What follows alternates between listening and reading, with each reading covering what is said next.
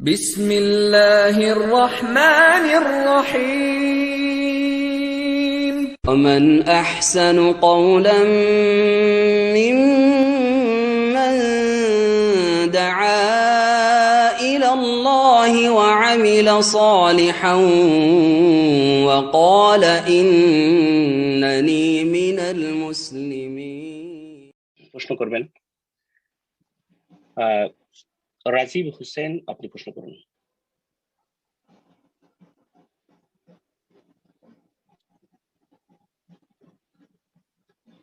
রাজীব হোসেন। আসসালামু আলাইকুম শেখ। ওয়ালাইকুম আসসালাম ওয়া রাহমাতুল্লাহি ওয়া বারাকাতুহু। জি বলেন। শেখ, আমার প্রশ্ন হলো, প্রখ্যাত একজন বক্তা বলেছেন যে মসজিদের ভেতর কবর রেখেও খাঁটি তাওহীদ প্রতিষ্ঠা করা যায়, যার উদাহরণ দিয়েছেন তিনি মসজিদে নববী। এখন আমার প্রশ্ন হলো, এই তাওহীদের দেশে কি করে রাসূল সাল্লাল্লাহু আলাইহি ওয়াসাল্লাম হাদিসের বিরোধিতা করে মসজিদের ভিতরে কবর রাখা হয়েছে? এটাই প্রশ্ন। এর জবাব অনেক ওলামাই দিয়েছেন, সালাফি ওলামারা। তার মধ্যে বড় একজন সৌদি আরবের আলেম এবং সৌদি আরবের প্রথম ওজির শৌনুল ইসলামিয়া, ইসলামিক অ্যাফেয়ার্স এর মন্ত্রী শেখ সালেহ আলী শেখুল ইসলাম আহমদ আব্দুল্লাহ রহমতুল্লাহ আলী, যিনি সংস্কারক এই দেশের মুজাদ্দিদ, তার বংশোদ্ভূত এবং তার বংশে শেখুল ইসলাম মোহাম্মদ আব্দুল্লাহ রহমতুল্লাহ এর পরে বলা হচ্ছে যে তিনি বড় একজন আলেম তার বংশে। হাফেজাহুল্লাহ তাআলা, তিনি বেঁচে আছেন। আল্লাহ তাআলাকে দীর্ঘায়িত করুন এবং তার দ্বীনের খেদমতকে কবুল করুন।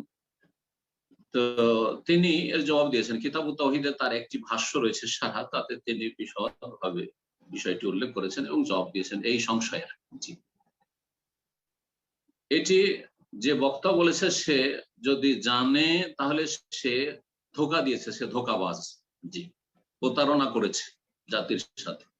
আর যদি না জানে তো তার নাম তো ইসলামে জানে, সে জাহেল। তো সে ইম্মা জাহেলুন, সে হয় জাহেল, মূর্খ, এই বিষয়টি জানে না। আর না হলে সেই ব্যক্তি হচ্ছে প্রতারক, সে ধোঁকাবাজি করেছে। আল্লাহ তার অনিষ্ট থেকে, আর এরকম যারা ধোঁকাবাজি করে তাদের অনিষ্ট থেকে উম্মতে মুসলিমা হেফাজত।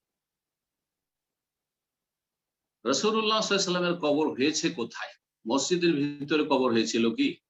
সবার জানা আছে যে রাসূলুল্লাহ সাল্লাল্লাহু কবর হয়েছে মা আয়েশা রাদিয়াল্লাহু তাআলা আনহার কক্ষে।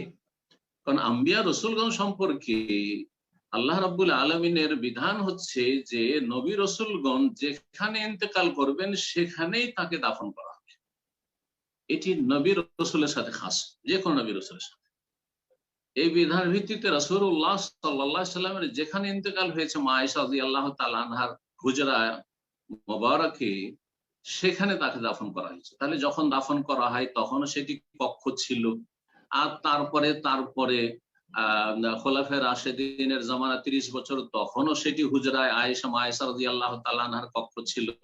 আর তারপরে বনু উমাইয়াদের 132 হিজরি পর্যন্ত সেটি হুজরা আয়েশায় থেকেছে। তারপরেও আজ পর্যন্ত সেটি হুজরা থেকেছে। কখনো একদিনের জন্য সেই জায়গাটি মসজিদ হিসাবে ব্যবহার হয়নি, একদিনের জন্য হয়নি। সেটা সবসময় ঘেরা থেকেছে, সবসময় সেটা ঘেরা থেকেছে একটি কক্ষ হিসাবে।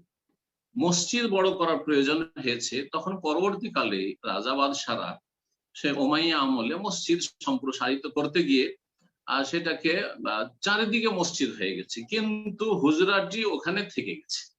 তাহলে এটা শুরুতেও মসজিদ ছিল না এবং তারপরেও মসজিদ ছিল না, এখনো সেটা মসজিদে নাই, কখনো সেটি মসজিদে নেই। আল্লাহ রাব্বুল আলামিন এইভাবে রাসূলুল্লাহ সাল্লাল্লাহু আলাইহি ওয়াসাল্লামের কবর মুবারকের হেফাজত করেছেন যে সেটাকে শিরকের আস্তানা করার সুযোগ দেননি আল্লাহ রাব্বুল আলামিন, এবং সেটা মসজিদে কখনো শামিল করা হয় নাই।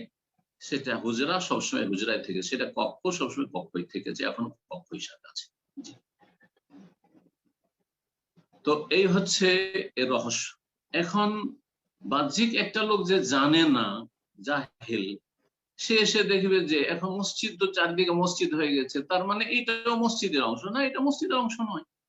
কিন্তু যে ব্যক্তি ইতিহাস জানে, একজন তালেবে এলেম, একজন বক্তা, তার জন্য জানা ফরজ, আর না জেনে বলা তার জন্য হারাম। এটা বড় কাবিরা গুনাহ, শিরকের সমতুল্য গুনাহ। ওয়ান তাকুলু আলাল্লাহি মা লা তা'লামুন, না জেনে কথা বলা দিন সম্পর্কে জানা নেই আর কথা বলা, এটি হচ্ছে চরম অপরাধ, বড় কাবিরা গুনাহ। আল্লাহ রাব্বুল আলামিনের কাছে দোয়া করি, আল্লাহ এই বক্তাকে হেদায়েত দান করুন। জানি না সে কোন বক্তা, আর তার অনিষ্ট থেকে বাঙালি জাতির আল্লাহ হেফাজত করুন। এইরকমই যে কোন জাতির মধ্যে এরকম ফিতনাবাজ যারা রয়েছে, আল্লাহ তাদের ফিতনা থেকে উম্মতে মুসলিমাকে হেফাজত করুন। জাযাকুমুল্লাহু খাইরান। বারাকাল্লাহু ফিকুম। আমি আন্তরিকভাবে দুঃখিত যে প্রশ্ন করেছিলেন, আপনার নামটা আমি ভুল বলেছিলাম। আপনার নাম ছিল, যে ভাই প্রশ্ন করেছিলেন ওনার নাম ছিলেন রাজবীর হোসেন অ্যাকচুয়ালি। তো যাই হোক, ইনশাআল্লাহ